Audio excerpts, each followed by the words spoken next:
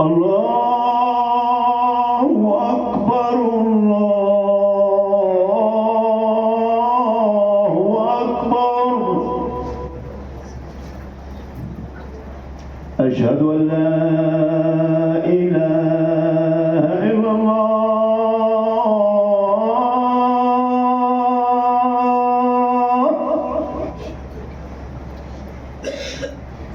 أشهد أن لا إله إلا الله.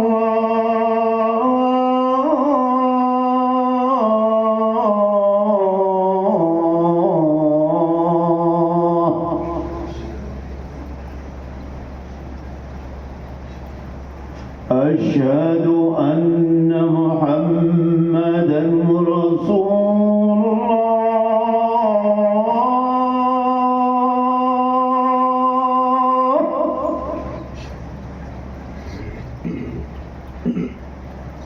أشهد أن محمدًا رسول الله.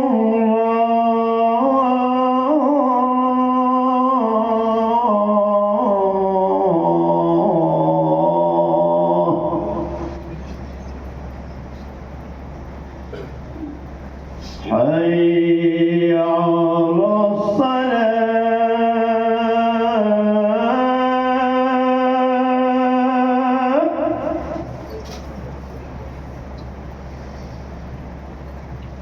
حي على الصلاة.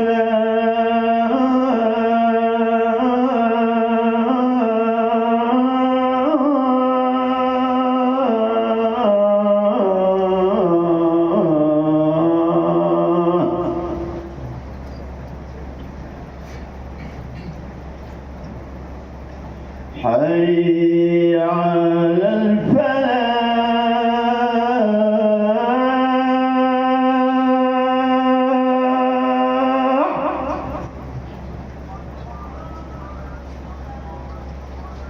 حي على الفلاح.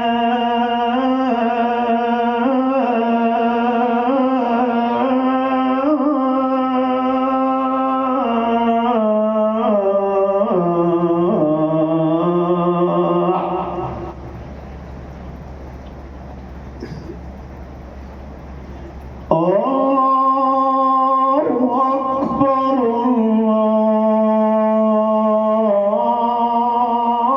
الله أكبر. لا إله إلا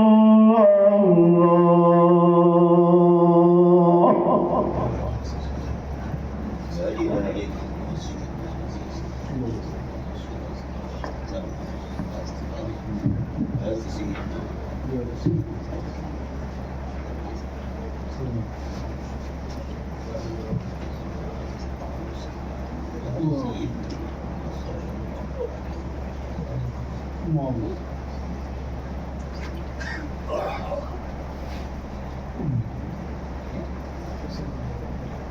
إن الحمد لله تعالى نحمده ونستعين به ونستغفره ونعوذ بالله من شرور أنفسنا ومن سيئات أعمالنا. من يهده الله فلا مضل له ومن يضلل فلا هادي له. وأشهد أن لا إله إلا الله وحده لا شريك له. وأشهد أن محمدًا عبده ورسوله.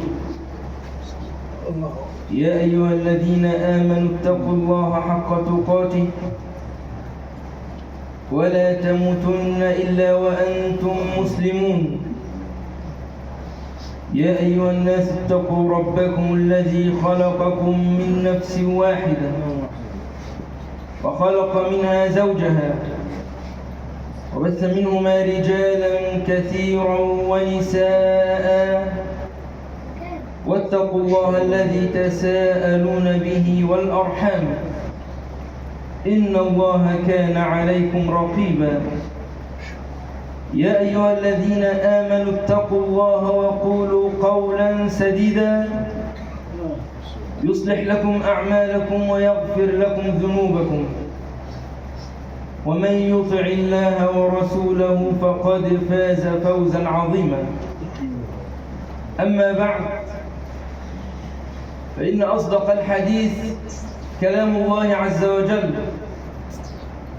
وخير الهدي هدي نبينا محمد صلى الله عليه وسلم، وإن شر الأمور محدثاتها، وكل محدثة بدعة، وكل بدعة ضلالة، وكل ضلالة في النار. نعوذ بالله من النار. سبحانك ربنا لا علم لنا إلا ما علمتنا إنك أنت العليم الحكيم. سبحانك ربنا لا علم لنا إلا ما علمتنا إنك أنت علام الغيوب. يا شهر رمضان ترفق، دموع المحبين تدفق،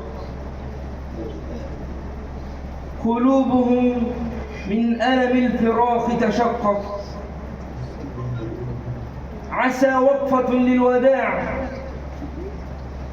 تطفئ من نار الشوق ما أحرق. عسى ساعة توبة وإقلاع ترفو من الصيام كل ما تخرق.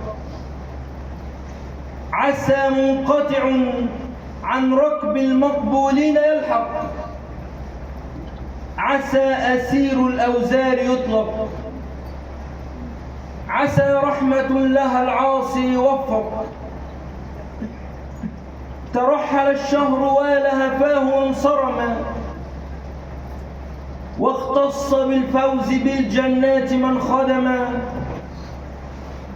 وأصبح الغافل المسكين منكسرا، مثلي يا ويحاه يا عظم ما حرما.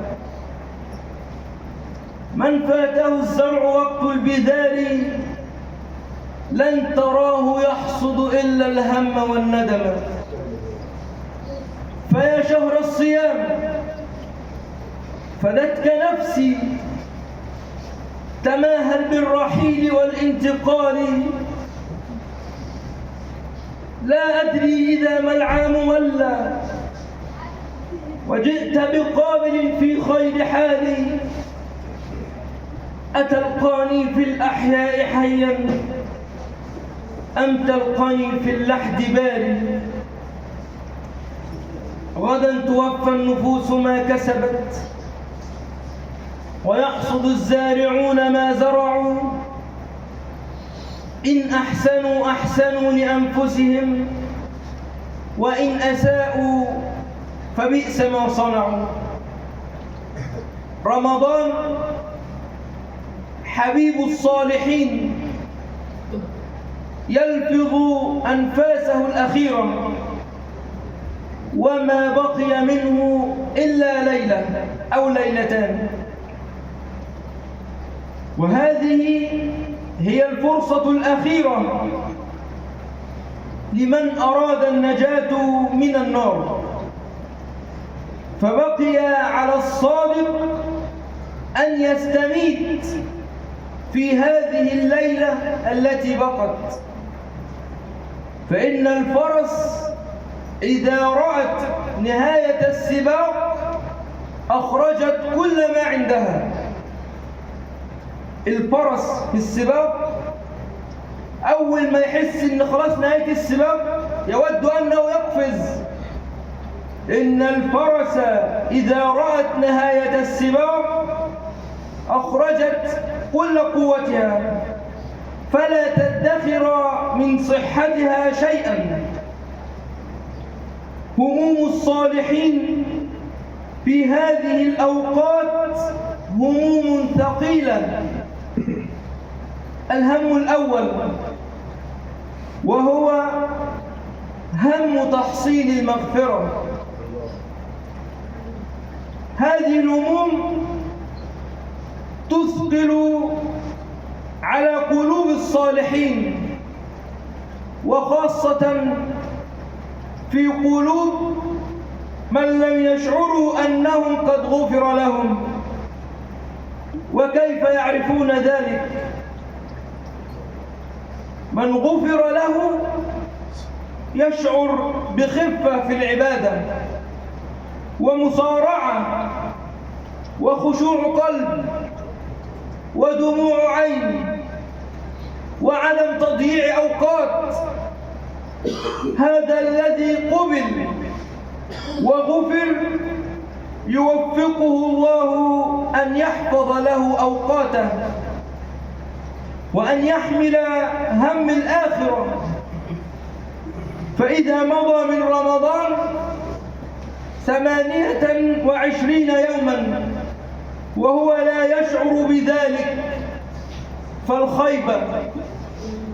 فالخيبة كل الخيبة.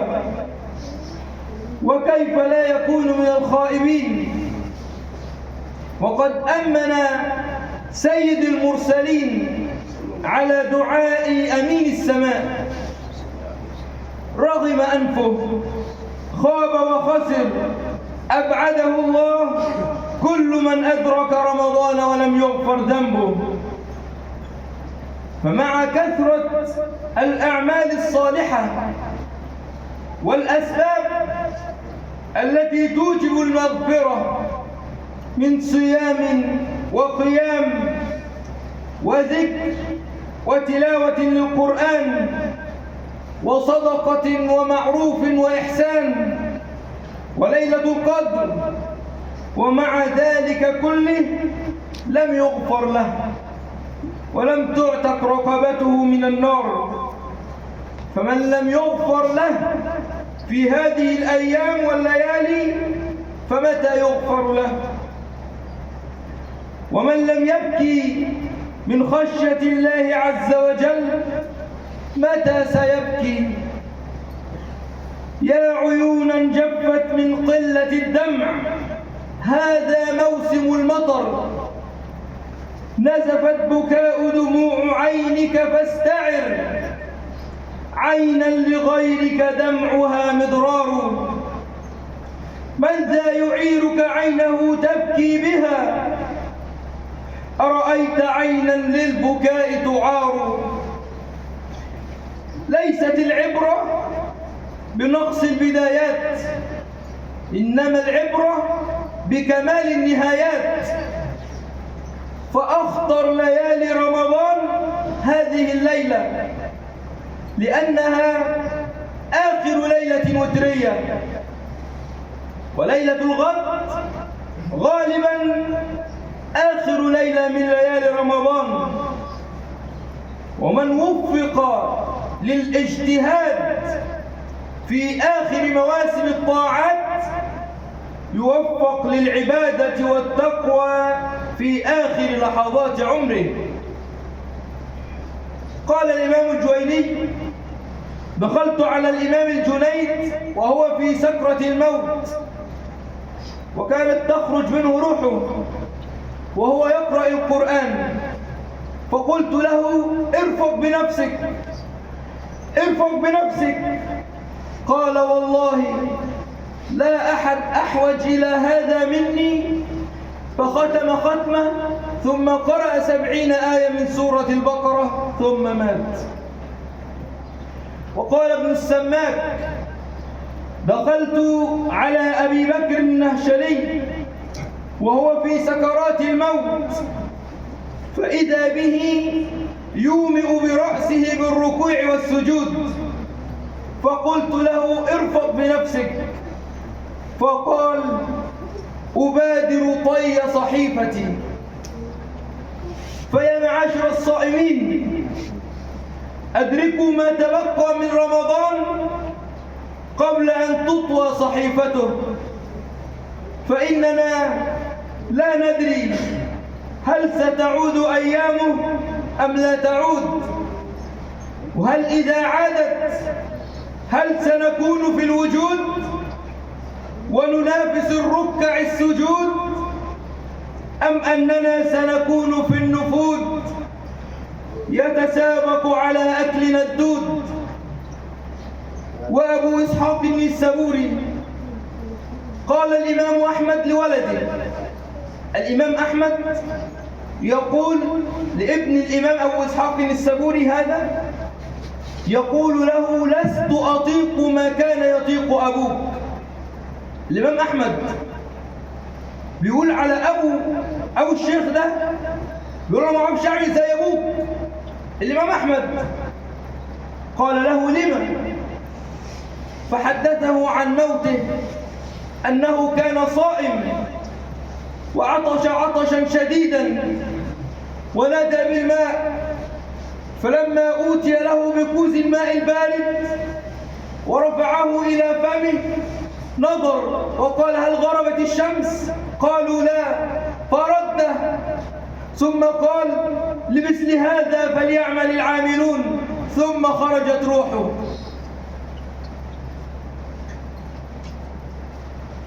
هموم الصالحين في آخر رمضان هم تحصيل المغفرة، وهم إصلاح القلب، إصلاح آفات النفس. هل سيخرج رمضان وهو لا يزال ممتلئ بآفات النفس من الغفلة وحب الشهوات والكسل في العبادة، أم أنه سينصلح حاله؟ وجب على الصادق أن ينفرد بالله عز وجل،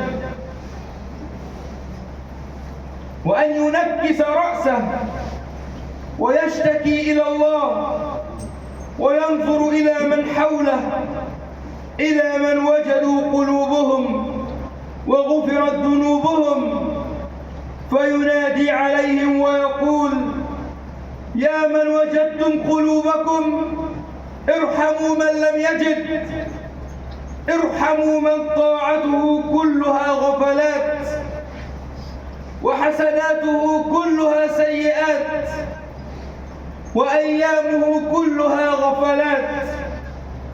يشكو حاله إلى ربه، ولسان حاله يقول: لبست ثوب الرجا والناس قد رقدوا، وكنت أشكو إلى مولاي ما أجد، وقلت يا عدتي في كل نائبة ومن عليه لكشف الضر أفتقد. أشكو إليك أمورا أنت تعلمها، ما لي على حملها صبر ولا جلد، وقد مددت يدي بالذل مبتهلا إليك يا خير من مدت إليه يد، فلا تردنها يا ربي خائبة، فبحر جودك يروي كل من يرد. هموم الصالحين في آخر رمضان ثقيلة، هم القبول. اجتهد في الصيام، فهل قبل صيامه؟ أم أنه كان حظه الجوع والعطش؟ اجتهد في القيام، هل قبل قيامه؟ أم كان حظه من قيامه التعب والسهر؟ وجب على المسلم الصادق أن يتخلص من صفات أقوام أخبرنا الله عنهم في كتابه أنه رد عليهم أعمالهم. ومن هذه الصفات أنهم كانوا إذا قاموا إلى الصلاة قاموا كسالى. لا تخدع نفسك يا عبد الله، أناس ينتظرون الصلاة قبل الصلاة وأنت لا تزال تتأخر وتشدك الدنيا إلى الخلف حتى تأتي قبل ركوع الإمام. لا تخدع نفسك يا مسكين. هم القبول، فالعبرة ليست بكثرة الأعمال، إنما العبرة بالقبول. قال علي بن أبي طالب: كونوا لهم القبول أشد من هم العمل. وقال فضالة بن عبيد: لئن أعلم أن الله تقبل مني مثقال ذرة خير مما على وجه الأرض، لأن الله يقول: إنما يتقبل الله من المتقين. وقال عبد العزيز بن رواد: أدركتهم يجتهدون في الأعمال، فإذا اجتهدوا في الأعمال وقع عليهم هم القبول. قال الحسن: المؤمن يجمع إحسانا ومخافة، والمنافق يجمع إساءة وأمنا. المحسنون يجتهدون ثم يخافون من عذاب القبول.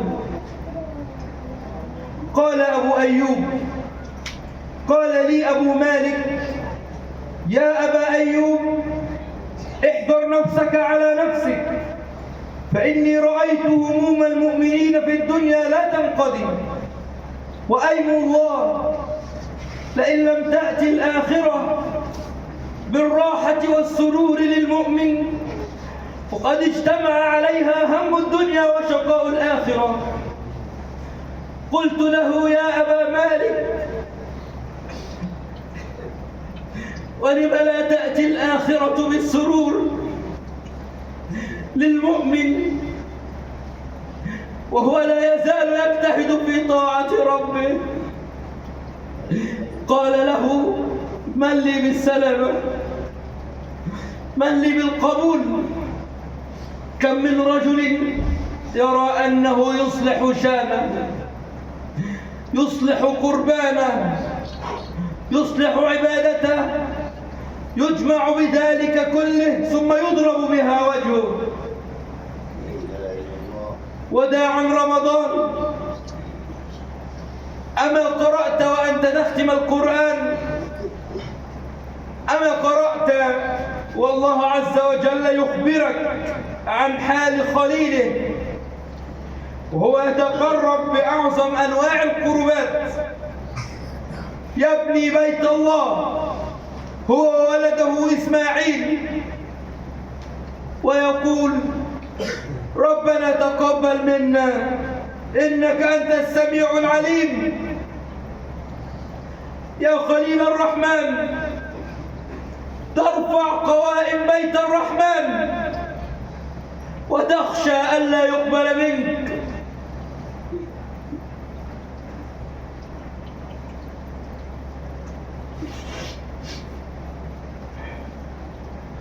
يا معاشر المسلمين، جاء في الصحيحين أن النبي صلى الله عليه وسلم قال: الصيام والقرآن يشفعان للعبد يوم القيامة. يقول الصيام: أي رب، منعته الطعام والشهوات بالنهار فشفعني فيه. ويقول القرآن: أي رب، منعته النوم بالليل فشفعني فيه. قال: فيشفعان. إذا احتضر العبد المؤمن قيل للملك: شم رأسه. قال: أجد في رأسه القرآن. قيل: شم قلبه. قال: أجد في قلبه الصيام. قيل: شم قدمه. قال: أجد في قدمه القيام. قال: ذاك عبد حفظ الله فحفظه الله. ويلقى القرآن صاحبه يوم القيامة كالرجل الشاحب، فيقول له: من أنت؟ يقول له: ألا تعرفني؟ أنا صاحبك الذي أظمأتك بالهواجر وأسهرتك بالليل، وكل تاجر وراء تجارته، إني لا أتركك. فيعطى الملك بيمينه ويعطى الخلد بيساره ويوضع على رأس رأسه تاج وقار، ويقال له اصعد في درج الجنة، فهو لا يزال يصعد في درج الجنة ما دام يقرأ القرآن هزا أو ترتيلا. لحظات الوداع لشهر الصيام، لشهر القيام، لشهر العفو والغفران. لحظات الوداع، إن رمضان قد بدأ يرحل بأيامه وتطوق خيامه، ذاهبا عنا بأعمالنا قادم علينا يوم القيامة بصنيعنا.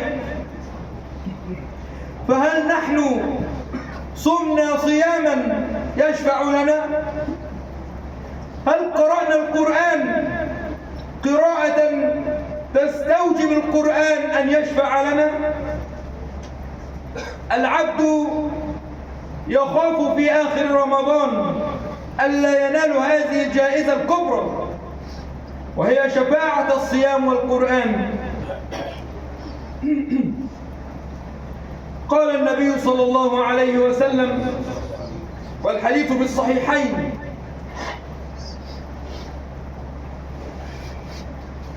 للصائم فرحتان،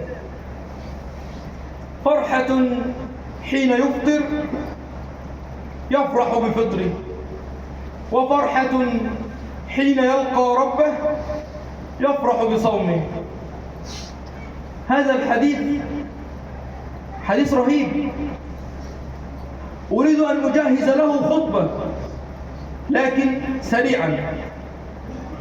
للصائم فرحتان، فرحة تتكرر كل يوم عند فطره، يفرح بزوال جوعه وعطشه ورحمة ربه به، وهذا فرح طبيعي فطري. يفرح عند فطره فرحة كل يوم تتكرر، ثم فرحة أكبر ليلة العيد، يوم أن يفرح أن وفقه ربه فاجتهد وتعب وتنشط، ولتكملوا العدة ولتكبروا الله على ما هداكم ولعلكم تشكرون. وفرحة حين يلقى ربه، يفرح بصومه حين يعطى ثوابه. فجمع النبي صلى الله عليه وسلم بين فرحة الدنيا وفرحة الآخرة. الصيام، نهار الصيام يشبه الدنيا، وساعة الإفطار تشبه الآخرة.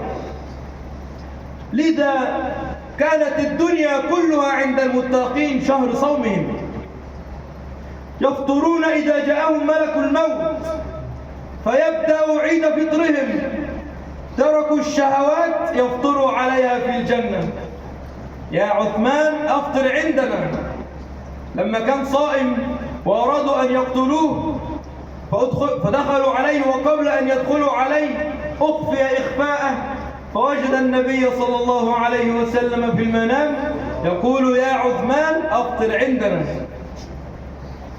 ولما جاءت سكرة الموت بلال بن رباح بكت زوجته وقالت: وبلالاه.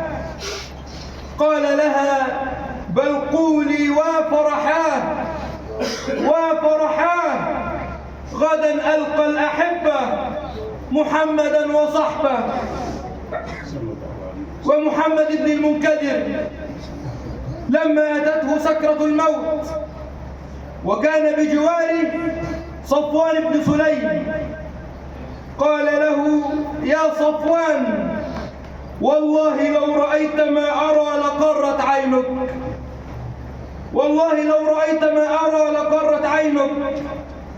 أسأل الله عز وجل أن يجعلني وإياكم من عتقاء هذا الشهر الكريم، وأن يختم لنا شهر رمضان برضوانه والعتق من نيرانه، وأن يغفر لنا أجمعين، وأن يخرجنا من بيته هذا بذنب مغفور وعمل صالح مبرور، وأن يجعلني وإياكم من الذين يذهبون إلى مصلى العيد كيوم ولدتهم أمهاتهم. أقول قولي هذا وأستغفر الله لي ولكم.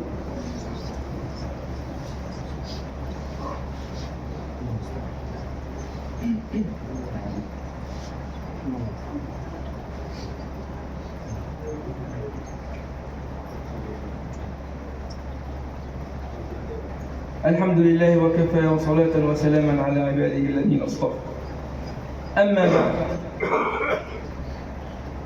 يا معاشر الصائمين، جدوا واجتهدوا في هذه الساعات الباقية في الاستغفار، وخاصة في آخر ساعتين من رمضان. وحين تستغفر استشعر تقصيرك في رمضان. كتب عمر بن عبد العزيز لأهل الأمصار يدعوهم أن يختموا شهر رمضان بالاستغفار، فقال لهم: قولوا كما قال أبوكم آدم: ربنا ظلمنا أنفسنا وإن لم تغفر لنا وترحمنا لنكونن من الخاسرين. وقولوا كما قال نوح: وإلا تغفر لي وترحمني أكن من الخاسرين. وقولوا كما قال إبراهيم: والذي أطمع أن يغفر لي خطيئتي يوم الدين. وقولوا كما قال موسى: رب إني ظلمت نفسي فاغفر لي. وقولوا كما قال يونس: لا إله إلا أنت سبحانك إني كنت من الظالمين. الاستغفار في آخر رمضان أقل حاجة من العصر للمغرب، أهم من قراءة القرآن. استغفر ويكون عندك صدق نية وعزيمة أنك إن عشت لرمضان القادم لتعوضن ما فاتك في هذا. وصدقة الفطر كسجدة السهو للصلاة. زكاة الفطر طهرة من اللغو والرفث للصائم كسجدة السهو للمصلي. ولا تزال تسأل شيخا: الفرض عليه كام؟ أخرج زكاة الفطر على قدر ما تستطيع، وأخرجها وأنت محب. أيضا من العبادات التي تشرع في آخر رمضان ونختم بها، وهي أن تحذر من العجب. احذر العجب، احذر أن تحدث الناس. تخرج من رمضان تقول لهم كنا بنعمل ونعمل، من قال أنك قد قبلت؟ احذر العجب. صلى بشر بن الحارث صلاة طويلة، فلما سلم وجد أن رجلا ينظر إليه وكأنه أعجب بعبادته، فقال له: لا يعجبنك ما رأيت، فإن إبليس قد عبد ربه جهرا مع الملائكة ثم صار إلى ما ترى. قال مالك بن دينار: إذا ذكر الصالحون فأف لي وتف. وقال الفضيل بن عياض: من أراد أن ينظر إلى مراء فلينظر إليه. وقال أيوب السختياني: إذا ذكر الصالحون كنت عنهم بمعزل. وقال يونس بن عبيد: أعلم 100 خصلة من الخير ليس فيها واحدة. وقال محمد بن أسلم القوسي شيخ الإسلام: لا أعلم أن رجلا يصلي إلى القبلة شرا مني. وقال سفيان الثوري: كل ما ظهر من عمل للناس لا أعده شيئا لعجز أمثالنا عن الإخلاص. وكان إذا جاءه رجل يقول: رأيت في المنام أنك في الجنة، قال: أما وجد الشيطان غيرك يلعب بي وبك، أنا أدرى بنفسي من أصحاب المنامات. وقال الإمام الشافعي: أحب الصالحين ولست منهم، وأرجو أن أنال بهم شفاعة، وأكره من تجارتهم معاصي، وإن كنا جميعا سواء في البضاعة. نسأل الله عز وجل أن يكتبنا جميعا في ديوان العتقاء وفي ديوان السعداء. اللهم إنك عفو تحب العفو فاعف عنا. اللهم إنك عفو تحب العفو فاعف عنا. اللهم اغفر للمسلمين والمسلمات، المؤمنين والمؤمنات، الأحياء منهم والأموات. اللهم عاف كل مبتلى، واشف كل مريض، واغني كل فقير، واقض الدين عن كل مدين، وفك أسر كل مأسور، وارزق كل عاقيم، وزوج كل عزب، ونفس الهم عن كل مهموم. اللهم اصلح أحوال المسلمين في كل مكان. اللهم ردنا إلى الحق ردا جميلا، خذ بنواصينا أخذ الكرام عليك. اللهم وسع أرزاقنا، واشف أمراضنا، وتقبل توبتنا، واغسل حوبتنا، واسلل سخيمة صدورنا، حسن أخلاقنا، واصلح نساءنا، وربي أولادنا، واشفي أمراضنا، واقضي ديوننا، وأحسن خاتمتنا، وتقبل وثقل موازيننا، ولا تفضحنا بين يديك يا كريم. اللهم اغفر لوالدينا، رب ارحمهما كما ربيانا صغارا، رب ارحمهما كما ربيانا صغارا. اللهم أسعد أزواج المسلمين بزوجاتهم، وأسعد زوجات المسلمين بأزواجهن، واهدنا ولهم من أبنائهم وبناتهم قرة أعين. اللهم ارفع عنا الغلاء والوباء والزنا والربا وكل مكروه وسوء. اللهم يا غياث المستغيثين أغثنا. اللهم أغثنا، اللهم اغثنا برحمة من عندك تلم بها شعثنا، وتصلح بها أحوالنا، وتوحد بها كلماتنا، وتجمع بها صفنا، وترد بها كيد الأعداء عنا. اللهم اجعلنا في حفظك وحرزك وضمانك ورعايتك وجوارك ورحمتك يا أرحم الراحمين. اللهم فك أسر المأسورين من عبادك المستضعفين من الموحدين في كل مكان. اللهم فك أسرهم، وارحم ضعفهم، واجبر كسرهم، وتولى أمرهم، وأحسن خلاصهم. اللهم أنزل على قلوبهم الثبات أضعاف ما أنزلت عليه من البلاء. اللهم ارزقهم الظل الظليل والماء البارد، واخلفهم خيرا في نسائهم وأموالهم وأولادهم. اللهم انصر الإسلام وأعز المسلمين، وأذل الشرك والمشركين. اللهم نسألك من الخير كله عاجله وآجله، ونعوذ بك من الشر كله عاجله وآجله. اللهم نسألك الخير أوله وآخره، وظاهره وباطنه، ما علمنا منه وما لم نعلم. اللهم صل على محمد وعلى آل محمد كما صليت على إبراهيم وعلى آل إبراهيم إنك حميد مجيد. وبارك على محمد وعلى آل محمد كما باركت على إبراهيم وعلى آل إبراهيم. وأقم الصلاة.